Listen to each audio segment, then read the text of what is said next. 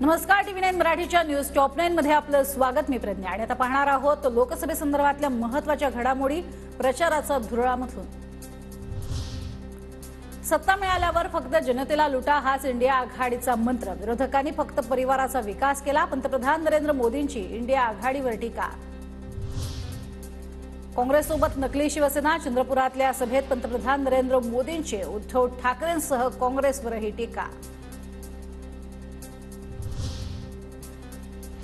कडू कारले साखरेत घोळले तुपात तळले तरीही ते कडूच. काँग्रेसला कारल्याची उपमा देत मोदींची काँग्रेसवरही टीका.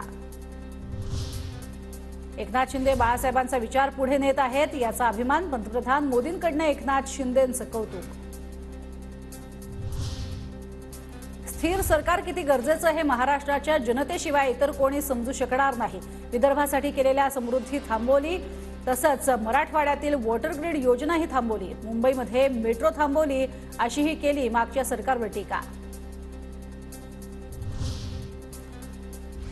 भाषणाच्या सुरुवातीलाच पंतप्रधान मोदींनी महाकाली मातेच्या शक्तीला नमन असं म्हणत चंद्रपूरच्या सभेतनं राहुल गांधींना लगावला टोला, तर गुढीपाडव्यानिमित्त दिल्या मराठी शुभेच्छा.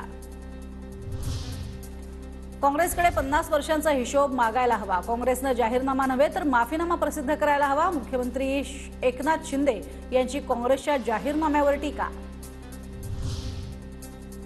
हिंदू धर्मातील शक्तीला संपवण्याचं राहुल गांधींचं स्वप्न धुळीला मिळेल. सूर्यचंद्र असेपर्यंत शक्तीला कोणीही संपवू शकत नाही. उपमुख्यमंत्री देवेंद्र फडणवीसांचा राहुल गांधींवर निशाणा. अब की बार 45 पार. मुख्यमंत्री एकनाथ शिंदे यांचा चंद्रपुरातल्या सभेत नारा. महायुतीचे चंद्रपूरचे उमेदवार सुधीर मुनगंटीवार यांच्या प्रचार सभेत महायुतीचं शक्ती प्रदर्शन.